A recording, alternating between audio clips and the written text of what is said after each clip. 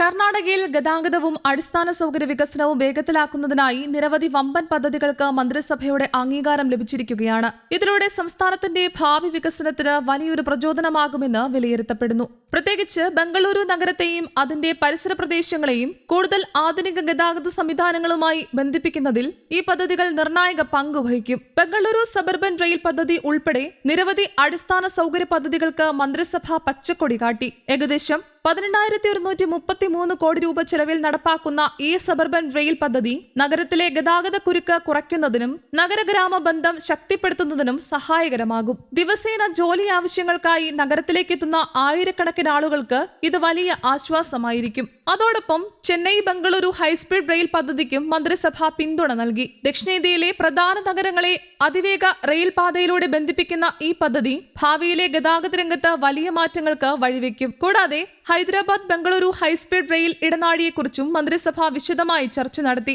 ഈ പദ്ധതി കേന്ദ്ര സർക്കാരിന്റെ നേതൃത്വത്തിൽ നടപ്പാക്കുമെന്നതാണ്.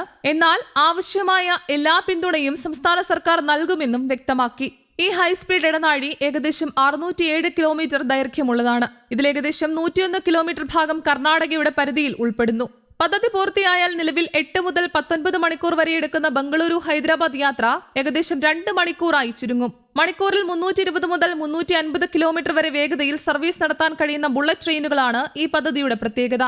കർണാടകയിലെ അലിപ്പൂർ, ദേവനഹള്ളി, കോടിഹള്ളി എന്നീ സ്ഥലങ്ങളിൽ പ്രധാന സ്റ്റേഷനുകൾ ഉണ്ടാകും. ദേവനഹള്ളി സ്റ്റേഷൻ കെമ്പഗൌഡ അന്താരാഷ്ട്ര വിമാനത്താവളത്തിന് സമീപത്തായതിനാൽ റെയിൽ വിമാനബന്ധം കൂടുതൽ സുഗമമാകും. ഭാവിയിൽ ചെന്നൈ ബംഗളൂരു ഹൈസ്പീഡ് റെയിലുമായി ബന്ധിപ്പിക്കപ്പെടുമ്പോൾ കോടിഹള്ളി ഒരു പ്രധാന ട്രാൻസ്പോർട്ട് ഹബ്ബായി മാറും. ഇതുകൂടാതെ ബിഡദിയിലെ ഗ്രേറ്റർ ബംഗളൂരു ഇന്റഗ്രേറ്റഡ് സബർബൻ പദ്ധതി തത്വത്തിൽ അംഗീകരിച്ചു. ഈ പദ്ധതിക്ക് ആവശ്യമായ ഭൂമി ഏറ്റെടുക്കൽ നടപടി പുരോഗമിക്കുന്നതായി മന്ത്രിസഭ അറിയിച്ചു. ഏകദേശം 7,481 ഏക്കർ ഭൂമി പദ്ധതിക്കായി ഉൾപ്പെടുത്തും. ഭൂമി ഉടമകൾക്ക് നിയമപ്രകാരമുള്ള നഷ്ടപരിഹാരം നൽകും. പണമായോ വികസിപ്പിച്ച ഭൂമിയായോ നൽകാനുള്ള സാധ്യതയും പരിഗണനയിലുണ്ട്. പദ്ധതിയുടെ ഭാഗമായി ആന്ധ്രാപ്രദേശ്, തെലങ്കാന എന്നീ സംസ്ഥാനങ്ങളിലൂടെയും റെയിൽപാത കടന്നുപോകും. മെഹബൂബ് നഗർ, കുർണൂൽ, അനന്തപൂർ, ഹിന്ദുപൂർ തുടങ്ങിയ പ്രധാന നഗരങ്ങൾ ഈ ഇടനാഴിയിലൂടെ ബന്ധിപ്പിക്കപ്പെടും. മൊത്തത്തിൽ 12ഓളം സ്റ്റേഷനുകൾ പദ്ധതിയിൽ ഉൾപ്പെടാമെന്നാണ് കണക്ക്. സാങ്കേതികമായി ഈ റെയിൽപാതകൾ നിലവിലുള്ള ട്രാക്കുകളിൽ നിന്ന് വ്യത്യസ്തമായി പ്രത്യേകമായി നിർമ്മിക്കുന്ന എലിവേറ്റഡ് കോറിഡോറുകളിലൂടെയാണ് പ്രവർത്തിക്കുക. ഇത് ഗതാഗത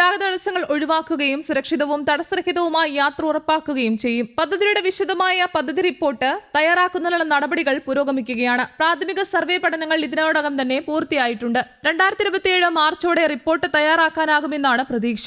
ഭൂമി ഏറ്റെടുക്കലും വിവിധ അനുമതികളും ഈ പദ്ധതിയുടെ പ്രധാന വെല്ലുവിളികളായി തുടരുകയാണ്. ഇതോടൊപ്പം ന്യൂനപക്ഷ വിഭാഗങ്ങളുടെ വികസനത്തിനായി 2026-27, 2027-28 വർഷങ്ങളിൽ 600 കോടി രൂപയുടെ പ്രത്യേക പദ്ധതിയും മന്ത്രിസഭ അംഗീകരിച്ചു. കൂടാതെ കലബുറഗി ജില്ലയിൽ റോഡ് നവീകരണത്തിനായി കോടികൾ വില വരുന്ന പദ്ധതികൾക്കും അനുമതി നൽകി. ഈ പദ്ധതികളെല്ലാം യാഥാർത്ഥ്യമായാൽ ദക്ഷിണേന്ത്യയിലെ ഗതാഗത രംഗം സമൂലമായി മാറും. IT, വ്യവസായം, വിദ്യാഭ്യാസം, വിനോദസഞ്ചാരം എന്നിവയിൽ വൻ വളർച്ചയ്ക്ക് വഴിവെക്കും. നഗരങ്ങൾ തമ്മിലുള്ള ദൂരം കുറയുകയും സാമ്പത്തിക സാമൂഹിക ബന്ധങ്ങൾ ശക്തിപ്പെടുകയും ചെയ്യും. News desk, Kerala Kaumudi.